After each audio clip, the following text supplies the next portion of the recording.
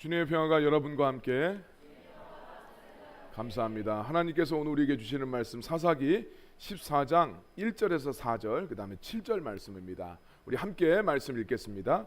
삼손이 딥나에 내려가서 거기서 블레셋 사람의 딸들 중에서 한 여자를 보고 올라와서 자기 부모에게 말하여 이르되 내가 딥나에서 블레셋 사람의 딸들 중에서 한 여자를 보았사오니 이제 그를 맞이하여 내 아내로 삼게 하소서 하매 그의 부모가 그에게 이르되 내 형제들의 딸 중에서나 내 백성 중에 어찌 여자가 없어서 내가 할례 받지 아니한 블레셋 사람에게 가서 아내를 맞으려 하느냐 하니 삼손이 그의 아버지에게 이르되 내가 그 여자를 좋아하오니 나를 위하여 그 여자를 데려오소서 하니라.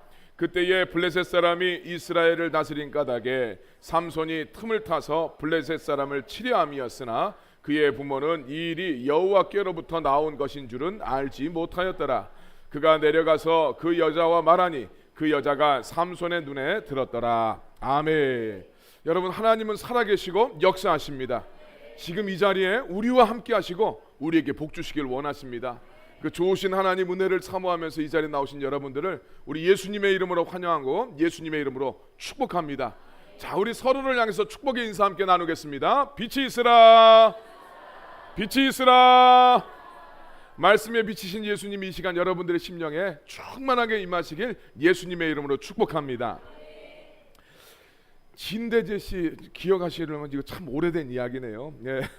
진대재 씨가 삼성그룹의 부회장으로 있다가 정보통신부 장관으로 이제 되었었죠. 그때 대한상의가 주관하는 간담회에서 강연을 하면서 자기 친한 외국인한테 들었다고 하면서 100점짜리 인생을 사는 비결에 대해서 소개를 한 일이 있습니다.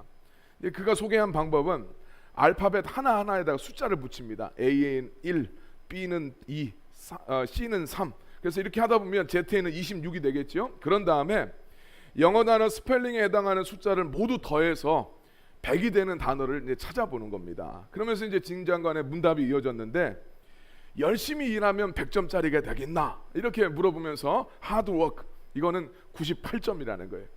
열심히 일만 한다고 해서 100점짜리 인생이 되는 게 아니더라. 그러면 공부를 많이 해서 지식이 많아지면 100점짜리 인생이 될까? 난리지. 지식이라는 단어 난리지는 96점이었어요. 나이와 국경도 초월한다는 사랑, 러브는 54점입니다. 뭐니 해도 최고라고 이야기하는 돈은 머니는 72점밖에 안 됩니다. 이날 진 장관이 소개한 100점짜리 인생이 되는 단어는 attitude였어요. 태도라는 뜻이죠. 인생을 살면서 100점짜리 인생을 살려면 태도가 중요하다는 이야기예요. 오늘 말씀을 통해서 하나님이 보셨을 때 100점짜리 인생이 되는 합당한 태도를 갖게 되길 예수님의 이름으로 축원합니다. 우리 지난주 말씀에서 삼손이 하나님의 큰 축복을 받았다고 그랬어요. 이스라엘의 사사 중에서 하나님의 축복을 받았다라고 기록된 사람은 삼손밖에 없습니다. 하나님이 주시는 최고의 축복은 당신의 영을 부어주시는 것이었죠. 그래서 삼손에게 하나님의 영이 임했고 삼손은 모태서부터 하나님께 나시린으로 드려졌기 때문에 과연 삼손이 어떤 일을 하게 될 것인가? 성경 이 사사기를 읽으면서 삼손에 대해서 알기 때문에 처음 이 삼손의 이야기를 읽는 사람들은 당연히 엄청난 기대를 갖게 됩니다. 그러나 삼손의 이야기는 실제로 보시면 알겠지만 전혀 예측하지 못한 방향으로 이야기가 전개됩니다. 오늘 말씀에서 삼손은 자기 배우자를 구하는데 뜻밖의 블레셋 여자를 자기 배우자로 맞이하는 장면을 보게 됩니다. 분명히 성경에서는 이방 여인들하고는 결혼하지 말라고 율법에서 금하고 있었고, 더구나 삼손은 블레셋에게서 이스라엘 백성을 구원하라는 사명을 받고 태어난 사람인데 이 블레셋 여자를 자기 아내로 맞이한다는 것은 이건 진짜 생뚱맞은 이야기가 아닐 수가 없습니다. 3절 말씀을 보면 삼손의 부모도 삼손을 말리고 있어요. 부모가 삼손한테 이야기합니다. 내 형제들의 딸 중에서나, 내 형제들, 이때는 이제 사촌 간에 결혼을 하잖아요. 다. 내 형제들의 딸 중에서나 내 백성 중에 어찌 여자가 없어서 저 할례 받지 아니한 블레셋 사람한테 가서 아내를 맞으려고 하느냐. 할례 받지 않은 블레셋 사람이라는 이야기는 오늘 우리로 말로 하면 야, 하나님도 모르는 여자를 왜 네가 그 결혼을 하려고 하느냐, 이렇게 이야기합니다. 근데 삼손의 반응을 보면 43장 하반절에 보니까 삼손이 그의 아버지한테 이야기할 때 뭐라고 합니까? 내가 그 여자를 좋아합니다. 나를 위해서 그 여자를 데려다 주십시오. 막무가내를 막 부리고 있습니다. 그냥 자기는 그 여자가 좋으니까 그 여자한테 장가가게 해달라는 이야기입니다. 근데 우리가 여기서 또 당황하게 되는 것이 있는데, 성경에서는 지금 이러한 일련의 과정들이 하나님으로부터 비롯됐다라고 이야기하고 있어요. 자, 우리 14장 4절 말씀이죠. 다시 한번 보겠습니다. 그때에 블레셋 사람이 이스라엘을 다스린 까닭에 삼손이 틈을 타서 블레셋 사람을 치려함이었으나 그의 부모는 이 일이 여호와께로부터 나온 것인 줄은 알지 못하였더라. 분명히 삼손이 블레셋 여인과 결혼하고자 하는 것은 성경적으로 봤을 때 이거 잘못된 죄입니다. 근데 4절 말씀에서는 이 모든 일이 여호와 하나님으로부터 나온 일이었다라고 이야기하고 있어요. 하나님이 말씀하신 율법에 따르면 모든 이스라엘 백성들은 이방 여인하고는 결혼해서도 안 될 뿐더러 더더구나 나시린으로서 바쳐진 삼손은 부정한 사람들, 여기서 부정한 사람들은 율법에 따른 기준입니다. 부정한 사람들, 블레셋 사람들하고 접촉을 하면 안 되는데, 그런데 이 일이 여호와로부터 나온 일이라고 말한다면 하나님이 삼손으로 하여금 죄를 범하도록 하셨다는 이야기인가? 라는 이런 질문을 할 수밖에 없게 되는 거죠. 우리 이렇게 모순되어 보이는 이 말씀을 어떻게 이해해야 될까요? 하나님은 인간을 창조하시고 복을 주셨는데, 인간에게 주신 가장 하나님의 근본적인 복은 창세기 1장 26절에 나오죠. 생육하고 번성하고 땅에 충만하고 땅을 다스리고 정복하라는 말씀이었어요. 여러분, 우리가 성경을 보면서 잘 알아야 될 것은 하나님께서 주시는 복은 언제나 복만 따라오는 법은 한 번도 없습니다. 하나님의 복은 다 사명하고 연결되어 있어요. 사명이 곧 복이고 복이 곧 사명입니다. 그래서 하나님께서 아브라함한테 자손을 주시고 땅을 주신 것은, 야, 내가 너한테 자손 많이 줄 테니까 땅에서 번성해서 그냥 잘 살아라, 너 잘 먹고 잘 살아라, 그런 의도로 하나님 주신 것이 아니었어요. 예수 그리스도까지 이어지는 하나님 백성 만드는 그 사명, 너와 너의 후손들을 통해서 천하 만민이 복을 얻어야 된다. 이 복의 실체는 예수님이라고 말씀을 드렸습니다. 그 예수 그리스도가 이 땅에 오시기 위한 그 사명 때문에 아브라함은 그 복을 받았어요. 그래서 복과 사명이 떨어지지 않습니다. 성경의 모든 사람들 마찬가지. 모세도 복 받은 사람이에요. 근데 복 받기 전에 사명 받습니다.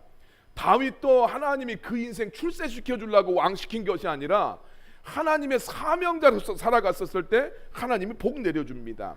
제자들도 마찬가지예요. 내가 세상 끝날까지 너희와 항상 함께 있겠다, 주님 말씀하셨어요. 주님 함께하는 인생처럼 복 있는 인생 어디 있겠어요? 그러나 그것은 뭡니까? 아버지와 아들과 성령의 이름으로 세례를 주고 내가 너희들에게 분부한 모든 것을 가르쳐 지키게 해라. 보라, 내가 세상 끝날까지 너희와 항상 함께 있으리라, 주님 말씀하셨어요. 주님 주시는 축복은 사명하고 떨어진 적이 없어요. 네.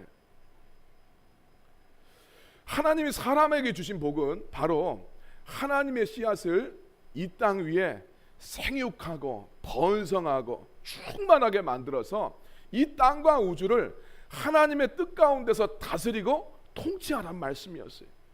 다시 말해서 온 우주 만물이 하나님의 뜻대로 다 다스림 받도록 이 땅이 하나님의 백성들로 그냥 가득 차게 만들어라.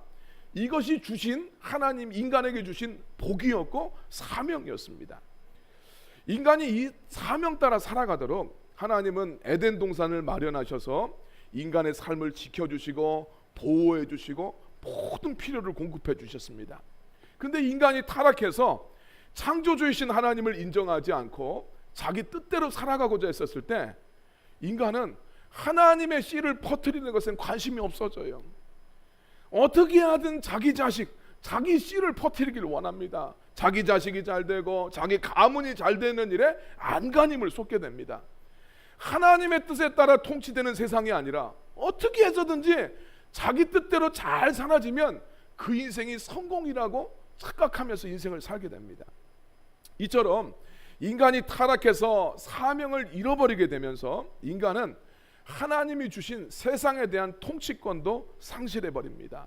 그리고 오히려 자기가 다스리고 지배해야 될 세상을 두려워하고 염려하면서 사는 그런 인생이 돼버렸습니다. 인간은 끊임없이 자기 만족과 자기 눈에 옳아 보이는 대로 살아보려고 하는데, 하나님이 주신 사명을 잃어버린 인간은 아무리 수고하고 고생해도 도저히 그 땅에서는 만족할 수 없는 정말 비참한 인생을 살게 되었습니다. 우리가 성경에서 나타나는 중요한 인물들을 볼 때 그 성경의 중요한 인물들, 아까 이야기했던 다윗이나 모세나 에스겔이나 모든 사람들을 통해서 예수 그리스도의 모습을 발견하는 것이 성경을 바라보는 아주 중요한 전통이라고 말씀을 드렸습니다. 그 근거는 예수님이 그렇게 말씀하셨기 때문이에요. 자, 요한복음 5장 39절 말씀입니다. 같이 읽겠습니다. 너희가 성경에서 영생을 얻는 줄 생각하고 성경을 연구하거니와 이 성경이 곧 내게 대하여 증언하는 것이니라. 아멘. 그렇습니다. 성경은 예수님에 대한 이야기예요. 그래서 이 구약에서는 이 땅에 오실 예수님, 신약에서는 이 땅에 오신 예수님, 그리고 다시 오실 예수님의 약속을 이야기하고 있어요. 성경은 다 예수님에 대해서 증언하고 있기 때문에 구약 성경을에서 예수님의 모습을 찾는 것은 성경을 바라보는 합당한 태도입니다. 그래서 우리가 모세나 요셉이나 아브라함이나 이삭이나 다윗이나 모든 인물들 가운데 예수님의 어떤 모형의 모습들을 발견해낼 수 있어요. 그리고 이미 성경 자체에서 그렇게 해석을 하고 있습니다. 그러나 성경에서 아무리 탁월한 인물이라고 하더라도 그들은 온전한 의미에서 예수님의 모형이 될 수는 없어요. 부분적으로는 예수님의 모형이 나타날 수 있지만 그의 삶 전체가 다 온전하게 예수님의 모형으로 나타날 수 있는 사람은 한 명도 없습니다. 왜냐하면 모든 인간은 죄인이고 누구나 다 허물이 있고 완벽하지 않기 때문이에요. 그래서 우리는 예수님의 이스라엘의 구원자로서 활동했던 삼손의 모습에서 어떤 예수님의 모습을 발견해서 거기에서 교훈을 얻을 수도 있지만, 동시에 삼손의 삶 속에서 인간적이고 아주 죄악된 면모를 발견해서 오직 예수님만이 소망이고 예수님만이 구원이라고 고백할 수 있어야 될 줄로 믿습니다. 오늘 본문에 나타난 삼손의 면모는 아주 인간적이고 죄악된 면모를 보여주고 있습니다. 아까 전에 이야기했지만 삼손은 블레셋에게서 이스라엘 백성들을 구원해야 되는 사명을 받은 사람이었어요. 사명자가 그런데 블레셋 여인하고 결혼하려고 하면 안 되는 거죠. 독립운동하려고 하는데 일본 여자들이랑 결혼하면 그거 되겠습니까? 사사기 13장 5절 말씀입니다. 같이 읽겠습니다. 보라, 내가 임신하여 아들을 낳으니 그의 머리 위에 삭도를 대지 말라. 이 아이는 태에서 나옴으로부터 하나님께 바쳐진 나실인이 됨이라. 그가 블레셋 사람의 손에서 이스라엘을 구원하기 시작하리라 하시니. 아멘. 블레셋 사람의 손에서 이스라엘을 구원할 것이다. 이게 태어날 때부터, 태어나기 전부터 하나님이 삼손한테 주신 사명이었어요. 그런데 이 사명 가진 사람이 블레셋 여인을 사랑하는 것은 자기 사명을 망각하는 짓입니다. 삼손은 나실인이었어요. 모든 부정한 것에 접촉하면 안 되는데 이게 부정한 이방인하고 결혼해서 함께 살겠다고 이야기합니다. 이것은 사사로서의 완전한 자격 미달이 되는 중대한 문제입니다. 그런데 성경 말씀에서 이 모든 일이 하나님으로부터 비롯되었다라고 이야기하고 있어요. 다시 말씀을 바라보면 우리 사사기 14장 4절 말씀이죠. 이렇게 삼손이 했던 이야기에 대해서 이것은 삼손이 틈을 타서 블레셋 사람들을 치려 함이었으나 라고 이야기하고 있어요. 우리가 읽었던 개역 개정 성경은 삼손이 블레셋을 공격하기 위해서 일부러 이방 여인하고 결혼을 한 것처럼 그렇게 묘사하고 있습니다. 그러나 이 원어를 따져보고 우리가 거기에 따라서 번역된 성경들을 바라보면 주어가 삼손이 아니라 하나님인 것을 우리가 알 수가 있습니다. 그래서 영어 성경들과 대부분의 영어 성경들과 한국에서 새롭게 번역된 새번역 성경은 대한성서공회에서 번역한 겁니다. 똑같습니다. 그래서 이 성경은 이것을 이렇게 번역하고 있습니다. 우리 새번역 성경입니다. 14장 4절 말씀 같이 읽겠습니다. 그의 부모는 주님께서 블레셋 사람을 치실 계기를 삼으려고 이 일을 하시는 줄을 알지 못하였다. 그때 블레셋 사람이 이스라엘을 지배하고 있었다. 그렇습니다. 새번역 성경 보면 이 원어적인 의미는 삼손은 자기 사명과 신분을 망각해서 블레셋 여인하고 결혼하는 짓을 하고 있는데, 하나님은 그런 삼손의 죄악까지도 이용해서 블레셋을 치려는 당신의 뜻을 이룰 계획을 갖고 계셨다라는 이야기예요. 사사기에는 그 시대를 살아갔던 이스라엘 백성들의 영적인 상태를 설명하는 말이 거의 똑같은 구문으로 두 번 나오고 등장을 합니다. 사사기 21장 25절 말씀인데요. 자, 이 사사시대의 사람들의 영적인 상태가 이렇다라는 이야기입니다. 그때의 이스라엘의 왕이 없으므로 사람이 각기 자기 소견에 오른 대로 행하였더라. 이 시대의 사람들은 하나님을 왕으로 섬기지 않습니다. 그래서 모든 사람이 각자 자기 소견에 오른 대로 살았어요. 하나님 섬기고 그 말씀에 순종하면서 살아가는 것이 아니라 모든 사람이 자기 그냥 원하는 대로 살았다는 이야기예요. 소견은 자기 원래적으로 뜻이 우리 견자가 들어있으니까 눈이라는 것이 들어가 있죠. 자기 눈에 오른 대로 살았다는 이야기예요. 하나님이 보셨었을 때 하나님의 눈에 오른 대로 살아야 되는데 자기 눈에 오른 대로 살았습니다. 여기에 삼손도 예외가 아니었어요. 자, 사사기 14장 17절 말씀 보니까 그가 내려가서 그 여자 블레셋 여자와 말을 하는데 그 여자가 삼손의 어디에 들었다? 눈에 들었더라. 이 시대의 사람들은 다 소견에 오른 대로 살아가고 있었는데 삼손 역신도 자기 소견에 오른 대로 살아가고 있었어요. 이스라엘의 사사로서 블레셋에게서 이스라엘 백성들을 구원해야 되는 사명을 가진 사람인데 자기 사명하고는 전혀 상관없이 자기 소견에 오른 대로 살아갔던 사람이 삼손이었습니다. 그래서 이 삼손의 결혼 생활은 이제 이 뒤에 보면 결혼의 잔치는 정말 축복된 시간이 돼야 되는데 피비린 나는 사륙의 현장이 됩니다. 그리고 삼손은 결국은 자기가 좋아했던 자기 눈에 좋아 보였던 그 아내도 잃어버리게 됩니다. 진멸시켜야 되는 대상인 블레셋 여인과 결혼하는 삼손의 모습은 그 모습 자체로 예수님을 생각나게 만듭니다. 이 땅의 모든 인간들은 죄악으로 인해서 하나님하고 원수가 돼버렸어요. 당연히 하나님 입장에서는 저주하고 멸망시켜야 되는데 예수님은 더럽고 추악한 인간을 구원해서 당신의 신부로 삼기 위해서 이 땅에 오셨어요. 그리고 인간이 담당해야 될 죄의 저주와 죽음을 다 담당하심으로써 인간을 구원하시고 인간들을 그리스도의 신부로 삼아 주셨어요. 로마서 5장 10절 말씀 보니까 곧 우리가 원수 되었을 때에 우리가 하나님의 원수였는데 그 아들을 죽이심으로 말미암아 하나님이 우리와 더불어 화목하게 하셨다라고 이야기합니다. 인간이 아직 하나님의 원수였는데 인간을 위해서 예수님이 죽으시고 회복시켜서 그리스도의 신부로 삼아 주셨어요. 예수님도 삼손처럼 처단해야 될 원수와 결혼하신 장면은 동일합니다. 그러나 삼손과 예수님의 모습에는 근본적인 차이가 있습니다. 삼손은 그저 세상적인 자기 눈에 오른 대로 살았을 뿐이고 예수님은 철저히 하나님 아버지 눈에 오른 대로 그 인생을 사셨어요. 삼손은 자기 욕망 따라 정욕 따라 살았을 뿐이고 예수님은 하나님의 꿈과 하나님의 비전 따라 순종하며 사셨습니다. 그리고 이 결과가 또 너무나 다른데 자기 욕망 따라 살았던 삼손의 인생에는 기쁨이 없어요. 인생 너무 힘듭니다. 가장 기쁘고 행복해야 될 시간이 될 이 결혼식이 피비린내 나는 사륙의 현장으로 이어지고 나중에 부인도 비참하게 죽습니다. 그러나 하나님의 뜻에 따라 원수인 인간의 죄악을 속량하시고 신랑이 되어주신 예수님과 그 신부인 교회에는 장차 어린 양의 혼인잔치가 예약되어 있습니다. 우리 요한계시록 19장 7절 말씀이죠. 같이 읽겠습니다. 우리가 즐거워하고 크게 기뻐하여 그의 영광을 돌리세. 어린 양의 혼인 기약이 이르렀고 그 아내가 예비하였으니.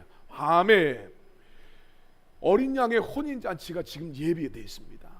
신부가 준비되었고 신부는 주님의 교회를 이야기해요.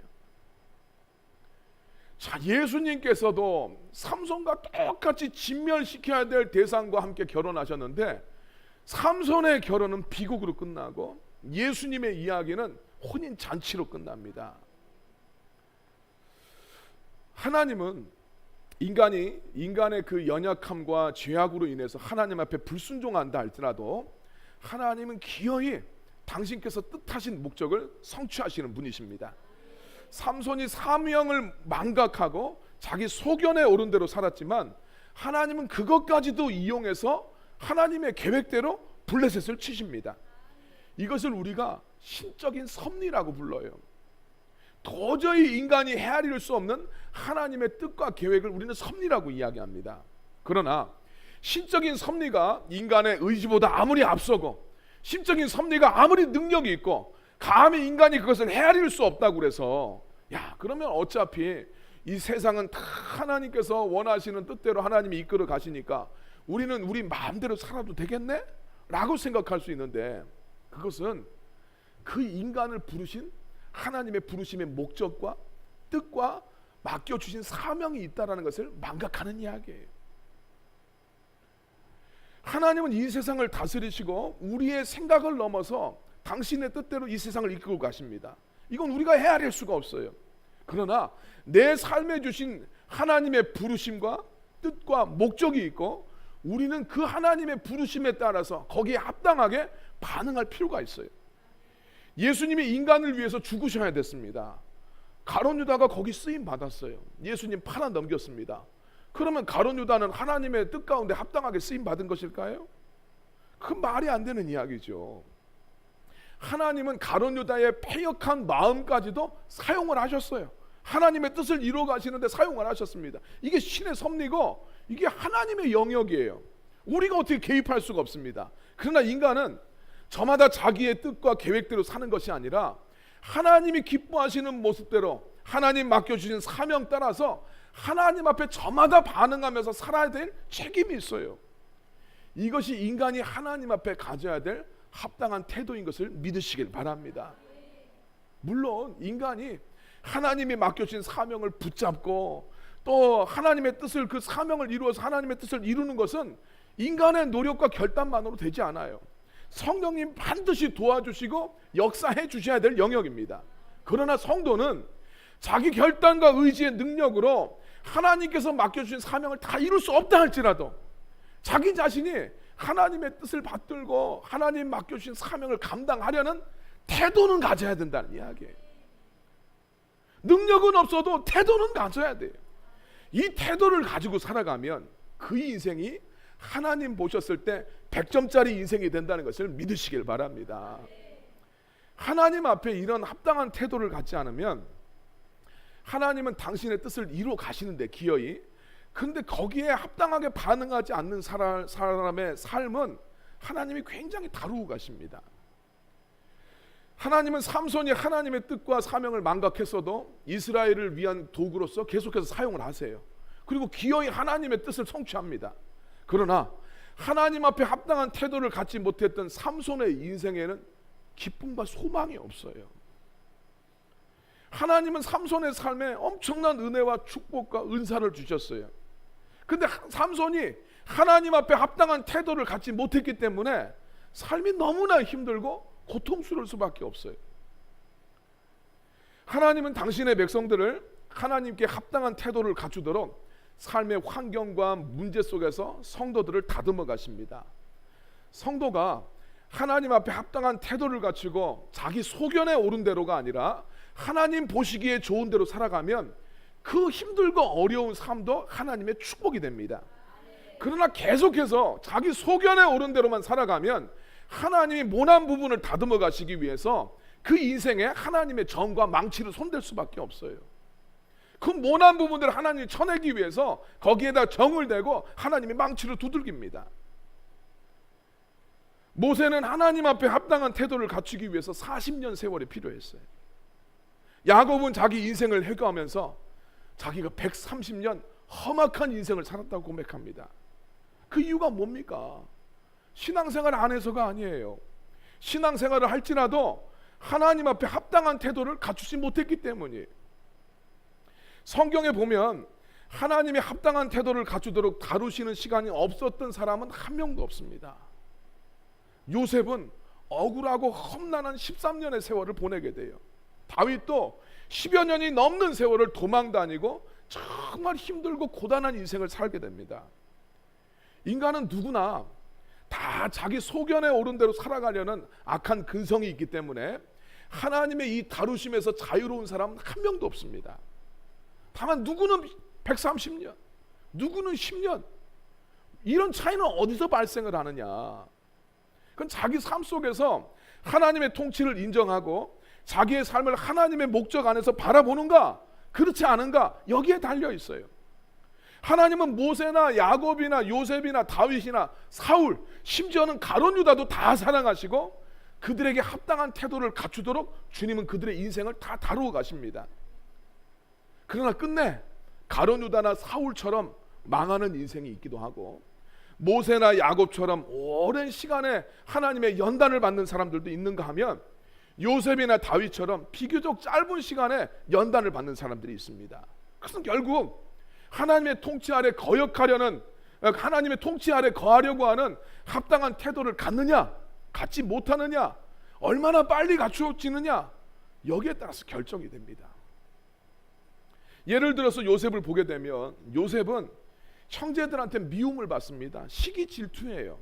철없는 모습의 요셉도 있었지만 시기 질투 때문에 그 미움을 받아서 이집트에 팔려가고 거기서 억울하게 옥살이를 합니다. 그렇지만 요셉은 비교적 빨리 자기의 인생을 하나님의 뜻과 목적 안에서 자기 사명을 인식하면서 인생을 살아가요. 창세기 45장 7절 말씀입니다. 같이 한번 읽겠습니다. 하나님이 큰 구원으로 당신들의 생명을 보존하고 당신들의 후손을 세상에 두시려고 나를 당신들 앞서 보내셨나니. 아멘. 요셉이 자기 인생을 감정적으로나 세상적으로나 그렇게 자기 인생을 바라보는 것이 아니라 하나님의 뜻과 목적 가운데서 자기 인생을 바라보고 자기 인생에 자기가 원해서 찾아오지 않았던 그 고난도 하나님의 뜻 가운데서 해석을 합니다. 나이 많은 형들이 지들도 다 자식이 있으면서 어린 동생이 그 동생을 질투해서 노예 상인들한테 팔아버려요. 그로 인해서 요셉은 그 어린 나이에 부모하고 생이별을 해서 타국에서 심한 고생을 했음에도 불구하고 거기에 하나님의 뜻이 있다고 봤어요. 이제는 상황이 역전이 돼서 자기는 이집트의 총리가 됐고 형들은 식량을 구하러 와서 자기한테 형제들에 대한 생사 여탈권이 다 달려있는 상황인데 자기의 그 고생스러웠던 삶을 하나님이 이 백성을 구원하고 그 후손을 보존하기 위해서, 요셉의 이 후손들이 누굽니까? 장차 이스라엘이고 메시아의 길을 예비할 하나님의 백성들이에요.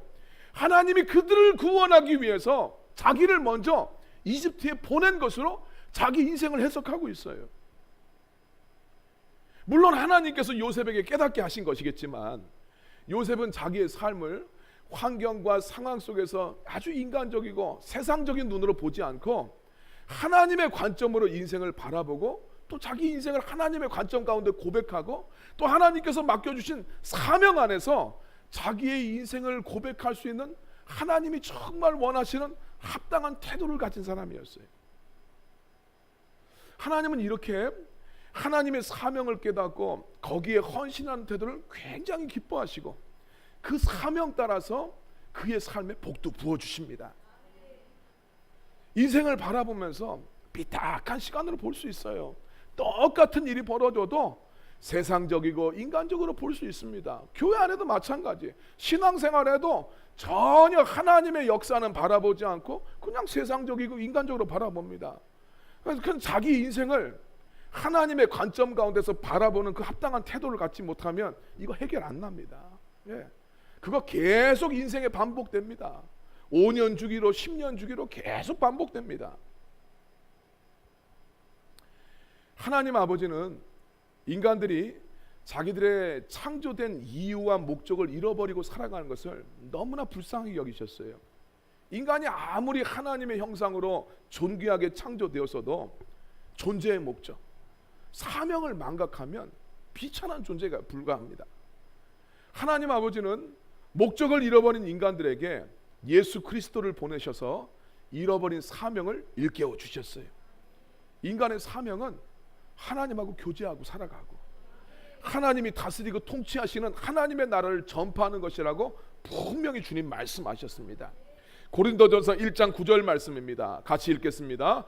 너희를 불러 그의 아들 예수 그리스도 우리 주로 더불어 교제케 하시는 하나님은 미쁘시도다. 할렐루야. 주님이 우리를 예수님을 통해서 구원하신 이유는 우리 예수님과 함께 하나님 아버지와 교제하게 하시는 거예요.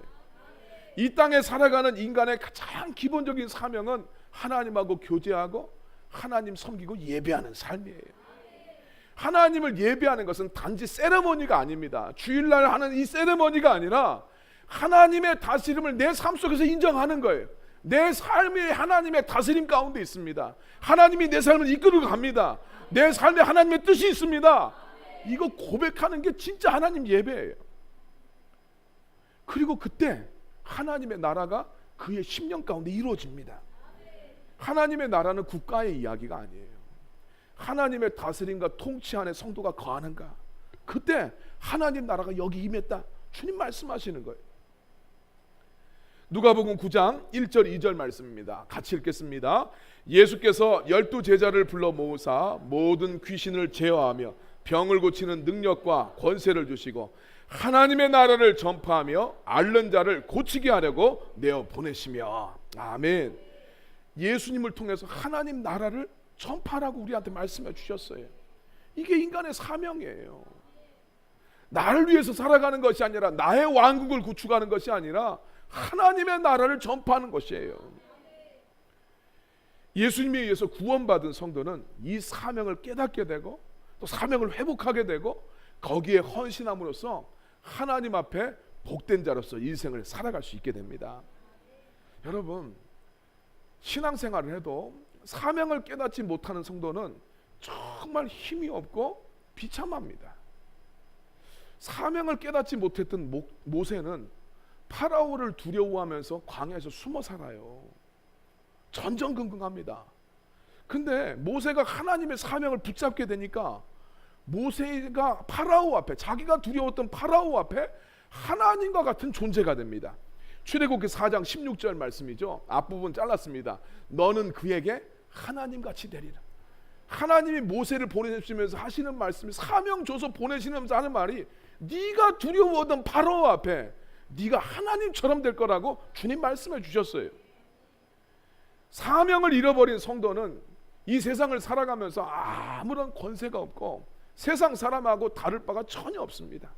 그냥 항상 먹고 사는 것 걱정하고 염려하고 삶의 중요한 것을 결정하는 기준도 오직 자기 먹고 사는 거가 돼요. 하나님 기뻐하시는 것이 내 삶의 중요한 결정의 포인트가 되지 못하고 그냥 내 삶이 그냥 다 모든 결정의 기준이 됩니다. 그러다 보니까 하나님의 뜻은 구하지도 않고 현실적인 필요만 추구하면서 사는 그런 인생 돼버립니다. 나보다 좀 잘 살면, 예수님도 모르는 사람들인데 그런 사람들 부러워하고 그저 자기 눈에 보이는 대로, 좋아 보이는 대로 그 인생 살게 됩니다. 그렇기 때문에 성도들은 이제 배부름을 목표로 하는 인생에서 우리 예수님처럼 사명을 깨닫고, 하나님께서 나를 이 땅에 보내신 사명을 깨닫고 하나님을 경외하는 인생이 돼야 될 줄로 믿습니다. 사명을 깨닫는 것에 하나님의 복이 있습니다. 하나님은 절대 복만 주신 적이 한 번도 없습니다. 정말 복 받기를 원하면 하나님, 나에게 사명을 깨닫게 해주십시오. 여러분들이 하나님의 그 은혜와 축복 가운데 살기를 원하면 하나님, 내가 사명에 붙들리게 하여 주시옵소서 구하시길 바랍니다. 잘 인생을 보십시오. 사명을 붙들고 사는 사람은 결코 주님이 외면하지 않습니다. 인생이 힘들고 어려움이 있어도 그 인생 가운데 하나님의 신령한 은혜가 있고 그가 당하는 고난도 하나님의 축복의 조건들로 바꿔주십니다. 성도는 자기 자신을 위해서 사는 자가 아니라 하나님을 경외하는 사명으로 살아가는 사람이 진짜 성도입니다. 성도는 하나님을 경외하는 기쁨과 하나님을 섬기는 낙으로 사는 사람이 진짜 성도입니다. 요한 1서 2장 16절 말씀 같이 읽읍시다. 이는 세상에 있는 모든 것이 육신의 정욕과 안목의 정욕과 이생의 자랑이니 다 아버지께로 쫓아온 것이 아니요 세상으로 쫓아온 것이라. 아멘. 성도가 자기의 육신의 정욕, 눈에 좋아 보이는 대로 세상의 자랑으로 이렇게 살아가는 것은 성도의 모습이 아닙니다. 이것은 다 하나님한테 온 게 아니래요. 성도는 세상의 사명을 받은 사람이 아니라 예수님께 사명을 받은 자예요. 예수님도 광야에서 시험 받으신 내용이 다 이거 아닙니까? 네. 야, 마귀가 나타나서 예수님, 야, 너 배고프지? 이 돌로 떡 만들어 먹어라. 육신의 정욕대로 살아가라고 이야기합니다. 사탄이 또 예수님 유혹합니다. 너 나한테 절하면 지금 이 산 아래에 보이는 모든 천하만국을 다 너한테 주겠다. 네 눈에 보이는 거 너한테 주겠다. 안목의 정욕이에요. 예수님 또 끌고 성전에 올라가서 이 높은 곳에서 뛰어내려봐라. 네가 진짜 하나님의 아들이면 천사들이 너 안 부딪히게 땅에 붙잡아 줄 거 아니냐. 그거 바라보면 네가 하나님의 아들인 것이 증명이 되고 결국은 네가 원하는 그 구원 이룰 수 있지 않겠느냐. 이생의 자랑입니다. 이 시험에 예수님 승리하셨을 때 성경에 기가 막힌 이야기 나와요. 천사들이 예수님께 수종들었더라 이야기합니다. 마태복음 4장 11절 말씀입니다. 이에 마귀는 예수를 떠나고 천사들이 나와서 수종드니라. 성도가 세상의 유혹을 물리치고 사명 따라 살아가고자 했었을 때 천사가 수종드는 인생을 삽니다. 사명 따라 살아갔었을 때 하나님이 그 인생을 어떻게든지 도와주길 원하십니다. 여러분 아시다시피 솔로몬이 하나님 앞에 큰 축복을 받게 된 것은 솔로몬이 사명을 구했기 때문이에요. 지혜를 구했다라고 IQ 높아지게 해달라고 기도한 것이 아니라 사명을 위해서 기도한 거였어요. 솔로몬은 자기의 부귀를 구하지도 않고 무병장수를 구한 것도 아니고 원수를 멸해달라고 기도한 것도 아닙니다. 오직 하나님께서 맡겨주신 사명 잘 감당하게 해달라고 기도했는데 하나님은 그런 기도를 너무너무 기뻐하셨어요. 열왕기상 3장 9절부터 우리 말씀 같이 한번 읽겠습니다. 누가 주의 이 많은 백성을 재판할 수 있사오리이까 지혜로운 마음을 종에게 주사 주의 백성을 재판하여 선악을 분별하게 하옵소서. 여기까지 보겠습니다. 이 많은 백성 누가 재판할 수 있겠습니까? 하나님 지금 재판한다는 이야기는 판사 이런 이야기가 아니라 성경에서 재판은 다스린다는 이야기입니다. 하나님의 백성을 내가 다스려야 되는데 하나님 이 백성을 다스릴 수 있는 지혜로운 마음, 하나님의 마음을 저한테 주십시오. 예. 그래서 정말 하나님의 뜻대로 이 나라를 내가 잘 다스리게 해주십시오. 솔로몬의 기도가 IQ 높아달라는 기도가 아니었어요. 네. 자, 그랬었을 때 하나님이 솔로몬한테 응답하십니다. 10절부터 읽겠습니다. 시작. 솔로몬이 이것을 구하매 그 말씀이 주의 마음에 맞은지라. 이에 하나님이 저에게 이르시되 내가 이것을 구하도다. 자기를 위하여 수사도 구하지 아니하며 부도 구하지 아니하며 자기의 원수의 생명멸하기도 구하지 아니하고 오직 송사를 듣고 분별하는 지혜를 구하였은즉 내가 내 말대로 하여 내게 지혜롭고 총명한 마음을 주노니 너의 전에도 너와 같은 자가 없었거니와 너의 후에도 너와 같은 자가 일어남이 없으리라. 내가 또 너의 구하지 아니한 부와 영광도 내게 주노니 내 평생의 열왕 중에 너와 같은 자가 없을 것이라. 할렐루야. 솔로몬이 기도했던 내용은 하나님 맡겨주신 사명, 주님 이거 잘 감당하게 해주세요, 이 기도였어요. 그런데 하나님은 솔로몬한테 그 기도를 흡족해 하시면서 그가 구하지 않았던 부와 영광도 더해 주십니다. 이 성경에서 이야기하고 있는 복의 원리가 이래요. 복을 달라고 기도하는 것이 아니라 사명 붙들었더니 복은 따라오는 거예요. 역시 그래서 중요한 것이 뭐냐, 하나님 앞에 태도가 진짜 중요해요. 어떤 태도로 하나님 앞에 나아가야 되느냐. 예수님도 말씀하셨습니다. 먼저 그의 나라와 그의 의를 구해라. 너희가 하나님의 뜻대로 다스림 받고 통치되는 것을 사모해라. 하나님 사명대로 쓰임 받는 것을 구하란 말씀이에요. 그러면 너희 필요를 아는 주님께서 이 모든 것을 너희 인생에 더해 주시리라 주님 약속해 주셨어요. 100점짜리 인생을 사는 좋은 태도는 하나님 자녀로서 나를 이 땅에 보내신 사명을 기억하고 하나님 뜻을 이루기 위해서 사는 것임을 믿으시길 바랍니다. 여러분들이 하나님 자녀로서의 사명을 기억하고 사명대로 살아가기를 원하신다면 이번 주 한 주는 여러분 다른 것에 여러분이 집중하지 마시고 은혜 받는 일에 집중하시길 바랍니다. 오늘 저녁부터 수요일 밤까지 우리 부흥회가 있습니다.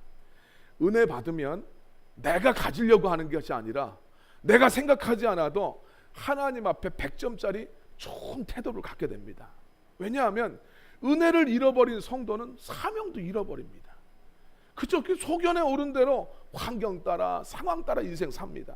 그러나 은혜 받은 성도는 자기 사명을 깨닫게 됩니다. 은혜 받은 성도는 사명을 회복하게 됩니다. 은혜 받은 성도는 사명 따라 살아갈 수 있는 힘도 공급받게 됩니다. 이번 주에 여러분 영혼의 봄을 소망하시면서 부흥회에 꼭 참석을 하시는데 될 수 있으면 여러분 시간 빠지지 마시고 부흥회 여러분들의 간절한 기도의 제목들을 가지고 주님 앞에 나오시길 원합니다.